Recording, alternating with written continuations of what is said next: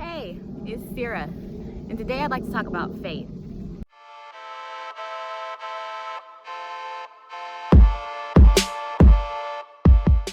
More so getting into the practical, everyday practice of faith, relying on the biblical definition as well as the typical dictionary definition of what faith is. So, in biblical texts, it's typically described as the substance of things hoped for, evidence of things yet seen. So basically, you know something is happening whether or not there's any physical evidence to support your belief. And in the dictionary definition, it's described as complete and total trust in something. So your confidence in something, whether or not there's any technical reasoning from a logical standpoint to support the idea that what you have faith on is actually going to come to pass. Well, we all like to say that we have faith. In the Bible, of course, it says, Christian Bible, let me get more specific. It says, all you need is the faith of a mustard seed. Itty bitty bitty, tiny amount of faith. And I take that to mean either you have it or you don't. You can't really fake the funk with faith, mostly because it's an internal thing. Nobody can know genuinely and truly whether you have faith in something. It's something that has to do with the relationship between you and you, the relationship between you and God, or your higher power, however you express a bigger entity that is moving things on your behalf. So when you're having faith for something, really praying and hoping and willing something to be with your mind and your body and everything that was within your essence, your thoughts, your focus, your physical habits, how do we know that we're truly and genuinely exhibiting faith? Sometimes it can feel like you have faith in something and it's not happening, so you aren't doing it right. Or maybe God isn't answering your prayers, or God doesn't hear you, or faith is just some lie. You know, you can have so many things running through your mind when you start trying to manifest something that's not physically in your possession at this time. But you either really have faith or you don't. So you either believe that something is going to happen or you don't. And when you're trying to manifest something through faith, one, the key is to not feel as though you're trying to make that thing happen. To say that you have faith in something and you're hoping that it will come to pass, it's ignoring the second part of the definition, which says evidence of things hoped for that have yet to be seen. So the evidence of something happening or coming to pass as a result of faith is talking about more of an internal evidence. It's not always that things are already physically unfolding right in front of you. Sometimes you can feel as though you have faith in something and you're expecting and hoping to create something, and just like that, it seems to just show up right before your face. I remember one time I was going to pick someone up and I was really trying to do them a favor, knowing that I didn't have everything that I needed in order to get the favor done for them. So just to cut to the chase, I needed to go pick them up. I didn't have any gas. I also did not have any money. My cards were maxed out. My account was, I think, overdrawn at the time, so I couldn't even do the thing where you scan your card at the pump and then you're like, ooh, I got $1, but it's just gonna run it over and hopefully I'll have something in there before it gets a chance to overdraw me. Nah, that ship had already sailed. But I needed to help them. They needed me, and the only way to get them was for me to drive to them. There's no bus, no public transit I can use to get to them, and whatever gas they were going to put in the vehicle was only in a cash form. They couldn't send it. I didn't have Cash App. I didn't have a bank transfer that they could do in that moment just to go get them. So I said, well, here I come. I knew I didn't have a gas to get all the way there, but I had gas to get about halfway to where I was going. So I was going. I drove about 15-20 miles, and it was already almost on east, so we were past the light coming on. It was at the point where it was showing that there were 0 miles left, and I was like, damn, what we gonna do? So I pulled into a gas station, and I was like, we'll just try a card and see. Card was a no-go. It didn't go through. Then I went ahead and said, let me just call them and tell them I can't come. Tell them I don't have gas. I called them and told them. They said, just go inside and try your card. I said, you don't understand. It didn't work at the pump. It's not gonna work when I get inside. They said, just go inside and try your card. Give it to the person in the front and see if it works. I said, well, you know what? I came this far. I don't have enough gas to get home. I had pride issues, more so than I have now, but I definitely was not somebody who was going to ask somebody for gas or do any of those things. It just wasn't really something that I would do.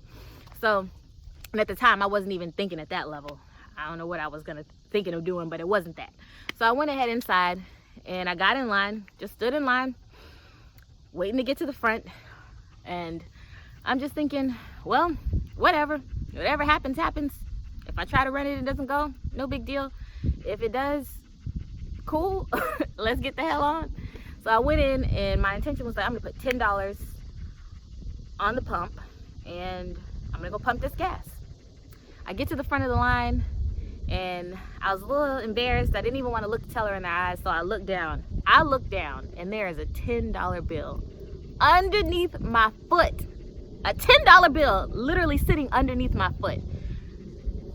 I quickly hide the card in my hand, reach down, pick up the $10 bill, say, here, $10 on whatever the hell pump I was on. And then I walked out. By the time I got to the pump, there was already $10 registered on it. I went ahead and pumped that gas. I was ecstatic. I don't even know how. I was like, who knew I needed this? Who knew that's how much I was going to try to put in there? Who was helping me? And I don't even think that I really believed it was going to happen. Or did I?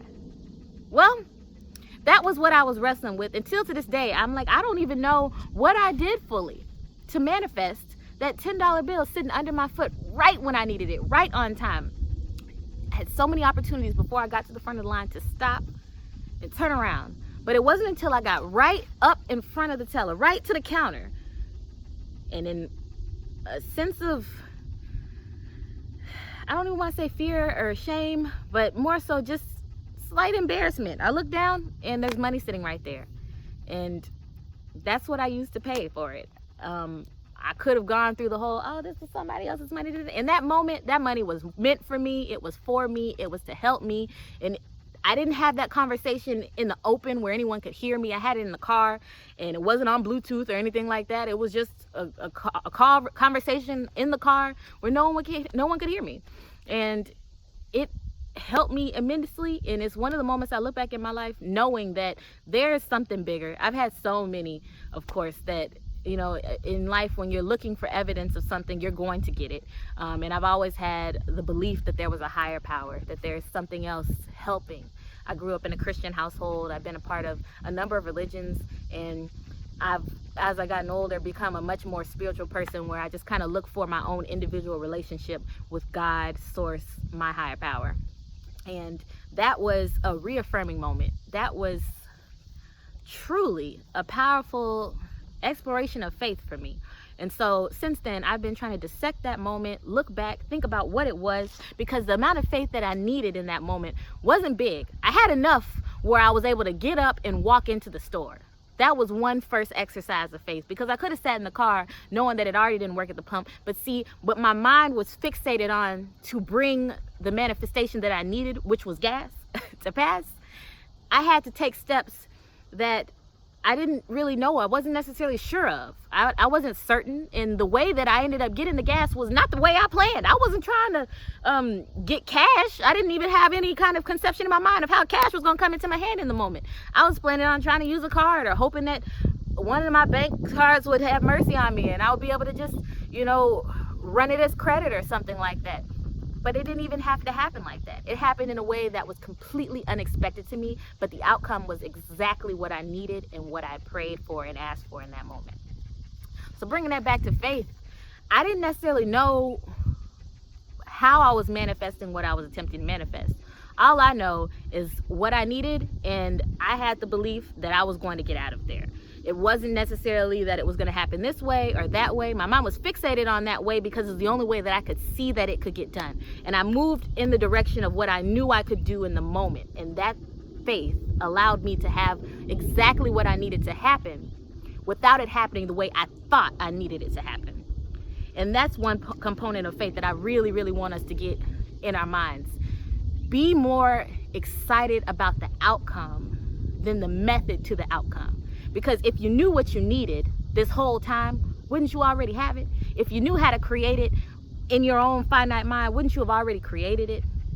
Maybe there's another way that you just simply haven't thought of.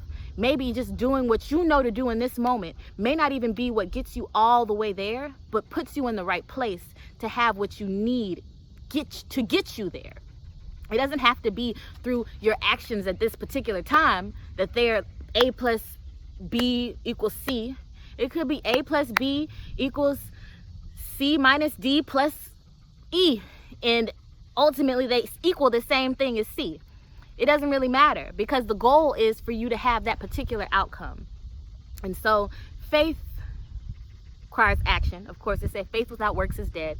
So in my instance, I would say that my works was getting out the car, trying it at the pump, not working, still being diligent enough, knowing that I had somebody I could call, and I wanted to call to tell them that I couldn't come.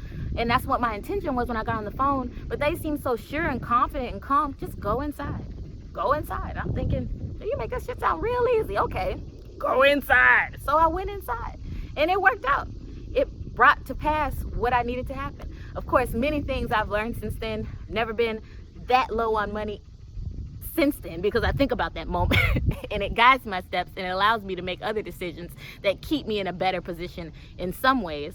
But I mean, I know also if I ever got down to it and I didn't have it, I'd be okay. I've been okay before. I've been on my last and come back up. I've had more than enough and gone damn well down. And you know what I've learned? Is an ebb and flow to it. You save, you make practical decisions, but at the end of the day, life can happen to you. But there's a bigger thing than what we understand here in the physical realm. I mean, we are spiritual beings having a physical experience. And I don't care how you spin it, flip it, throw it in my face. I'm not arguing about that. It's irrefutable. There's a part of you that is eternal. There's a part of you that echoes thought and speaks in your own head, in your own voice, but there's a thought process that is not entirely your own. And that's how you're able to counsel with God. What voice does God speak to you in? Yours, unless you sit in front of a preacher or something, and or somebody in front of you that you look at as some sort of spiritual guru, or who has some sort of knowledge that you don't believe that you have. But even then, you only are able to acknowledge what they're saying because it resonates with you, because something that they're saying touches a part that's already within you.